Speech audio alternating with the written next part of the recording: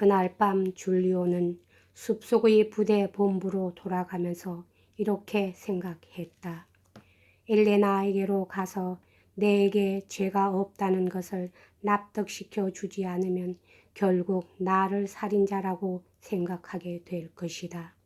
그 분통이 터지는 전투에 관해서 어떤 터무니없는 소문이 전해져 있을지 알게 뭐란 말인가. 줄리오는 베트렐라 성으로 공을 찾아가서 그의 명령을 받고 가스트로로 갈 것을 허가해 달라고 청했다. 파브리치오 콜로나는 눈살을 찌푸렸다. 교황 예화와 아직 일전의 충돌 사건에 대한 결말을 보지 못하고 있네. 자네도 잘 알아두어야겠네만 나는 사실대로 이야기해 두었네. 결국 그 싸움에는 나는 전혀 아무런 관계도 없을 뿐만 아니라 다음 날에야 겨우 이 베트렐라 성에서 그 소문을 들었다고 말해 두었지. 내 생각으론 교황 예하도 결국 이 거짓없는 이야기를 믿으시리라고 생각하네. 그러나 오르시니 일무는 권력이 있고 게다가 한편으로 자네는 그 싸움에서 출중한 활약을 했다는 것을 세상에서 모르는 사람이 없네. 그리고 어르신이 패들은 포로들이 대부분 나뭇가지에 매달려 있었다고 퍼뜨리고 있는 형편이란 말일세. 이런 말이 얼마나 사실무근한 것인가는 물론 자네도 잘 알겠지만 놈들의 보복은 각오해야 하네. 공은 젊은 대장의 세상 물정에 밟지 못한 시선 속에 매우 놀라는 빛이 떠오르는 것을 보고 속으로 무서웠다.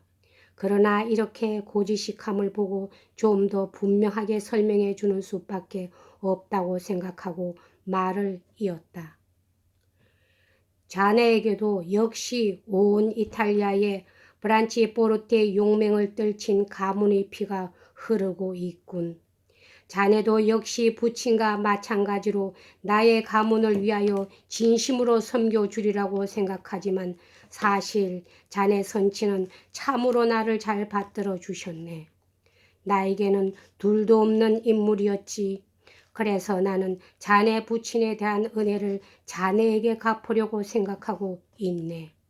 우리 군대의 계율을 가르쳐 줌세. 나와 내 부하에 관해서는 어떠한 일이라도 절대로 진실을 입 밖에 내지 않을 것.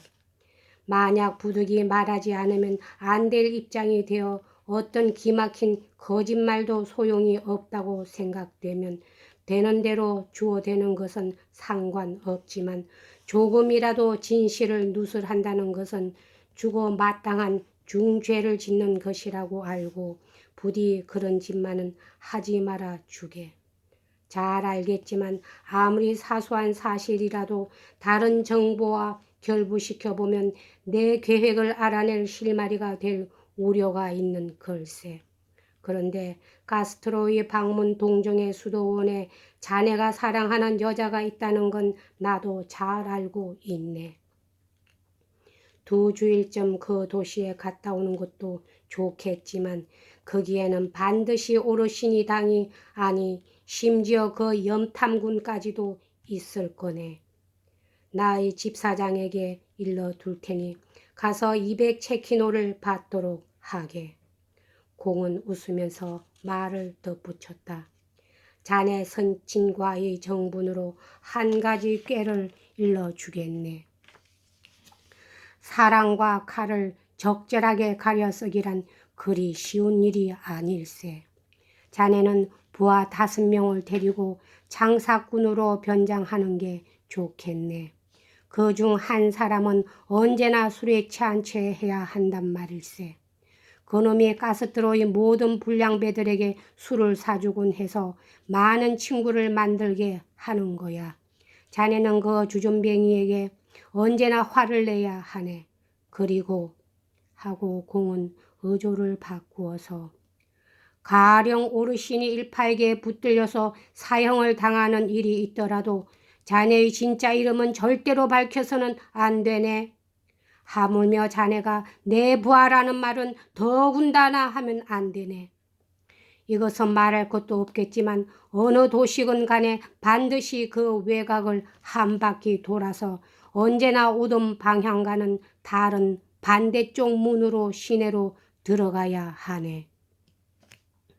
평소에는 그처럼 엄격하게 이럴 데 없는 공이 이러한 아버지 같은 주의를 주었기 때문에 줄리오는 감동했다. 공은 이 젊은이의 눈에서 눈물이 흐르는 것을 보고 처음에는 빙긋 웃었으나 이어코 공 자신의 음성도 변해졌다. 공은 손가락에 끼었던 많은 반지 중의 하나를 뽑았다. 줄리오는 그 반지를 받을 때 수많은 무훈에 빛나는 이 손에 입을 맞추었다. 제 아버지라 할지라도 이토록까지 자상하게 걱정해 주시지는 않을 겁니다. 젊은이는 감격의 목소리를 떨면서 말했다. 그 다음 날 먼 동이 트기 조금 전에 줄리오는 조그마한 가스트로시의 성벽 안으로 들어갔다. 5사람의 부하가 줄리오와 마찬가지로 변장하고 그의 뒤를 따랐다. 그 중에 2사람은 따로 한 패가 되고 줄리오와도 다른 3사람과도 아는 사이가 아닌 채 하고 있었다. 시로 들어가기 전부터 줄리오는 재빨리 방문 동정의 수도원을 알아보았다. 검은 담으로 둘러싸인 마치 성체 같은 육중한 건물이었다. 줄리오는 걸음을 빨리 해서 성당으로 갔다. 웅장하고 화려한 성당이었다. 이곳 수녀들은 모두 귀족 출신이고 대부분 부유한 가정에서 자랐으므로 자존심에서 서로 다투어 이 성당을 장식하려고 했다. 이곳이 이 수도원 중에서 일반 사람의 눈에 띄는 유일한 장소였기 때문이다. 관례에 의하면 방문 동정회를 관할하는 추기경이 3명의 수녀의 이름을 연서한 표를 제출하고 이에 의거해서 교황은 이들 수녀 중에서 여자 수도 원장을 임명하는데 선발된 원장은 그액의 돈을 기부해서 그 이름을 후세에 남기게 되어 있었다. 전임 원장이 기부한 것보다 못한 기부를 하게 되면 원장뿐만 아니라 그 가문까지도 경멸당하는 것이었다. 줄리오는 몸을 떨면서 대리석과 이금으로 빛나는 이 화려한 건물 속으로 걸어 들어갔다. 사실 대리석이나 이금 따위는 염두에도 없었다. 다만 엘레나가 자기를 보고 있는 것 같은 생각이 들었다. 이 육중한 대제단이 80만 프랑 이상이나 들었다고는 들었지만 호화로운 대제단 따위는 쳐다보지도 않고 줄곧 이금을 한 창살문에만 시선을 쏟고 있었다. 이 창살문은 높이가 4길이나 되어 보이는 것으로 2개의 조각이 되어 있는 대리석 지주로 3부분으로 나뉘어져 있었다. 그 덩치가 하도 어마어마하여 무시무시한 느낌조차 주는 이 창살문은 대제단 후면에 우뚝 솟아 있어서 수녀가 있는 성당 안과 일반 신도의 출입이 허용되는 성당과를 격리하고 있었다. 줄리오는 수녀와 기숙생들이 미사 시간에는 이 이금 창살문 저편에 와 있으리라고 짐작했다. 수녀나 기숙생들은 기도 드리고 싶을 때는 언제나 이 성당 후면으로 들어올 수가 있었다. 줄리오는 이러한 누구나가 다 아는 사실에 더 없는 희망을 걸고 있었던 것이다. 사실은 커다란 검은 휘장이 그 창살문 안쪽을 가렸을 것일 뻔했다.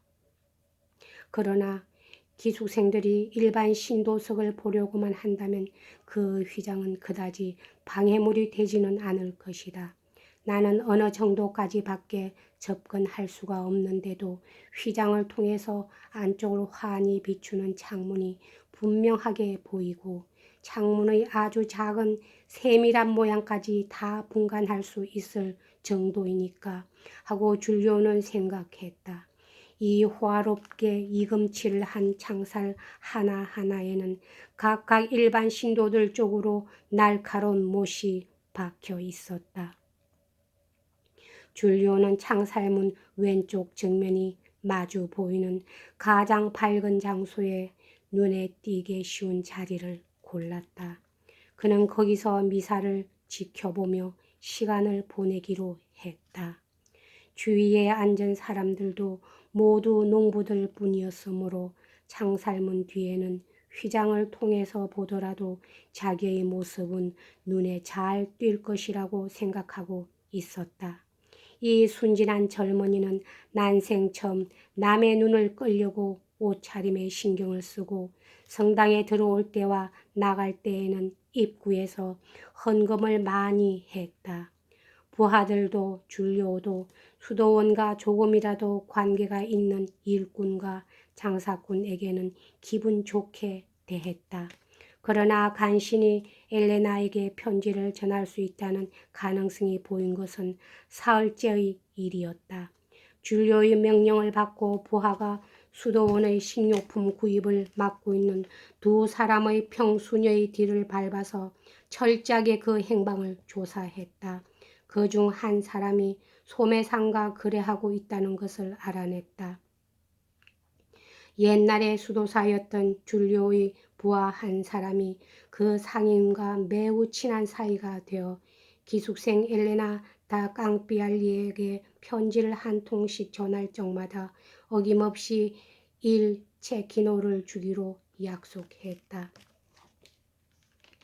뭐라고요? 그 산적의 여편나한테 편지를 전하라는 건가요? 하고 상인은 처음 이 이야기를 듣자 이렇게 말했다. 엘레나가 여기에 와서 아직 2주일도 되지 않았는데도 이런 호칭은 벌써 가스트로시에 퍼져 있었다. 이탈리아 국민은 무엇이든 자상하게 알고 싶어하는 버릇이 있기 때문에 인간의 상상력을 자극할 만한 소문은 이처럼 신속하게 퍼지는 것이다. 소매상은 덧붙였다. 어쨌든 그 여자가 결혼한 것만은 틀림없군요.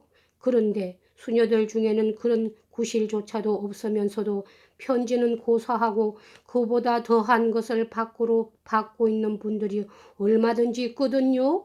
처음 편지에 줄리오는 파비오의 죽음으로 해서 돌이킬 수 없는 처지가 되어버린 그 전투에서 일어났던 일들을 자세하게 적은 뒤에 저를 원망하십니까? 라고 끝을 맺었다. 이에 대한 엘레나의 회답은 단 한 줄뿐인데 아무도 원망하지 않지만 이제부터는 오빠를 살해한 사람에 관한 일을 잊도록 노력하면서 여생을 지내고 싶다고 쓰여 있었다. 줄리오는 적시 대받아서 이에 회답했다. 당시 유행한 플라톤을 모방한 문장으로 운명의 장난을 저주하고 나서 다시 이렇게 계속했다. 여기까지 하겠습니다. 감사합니다.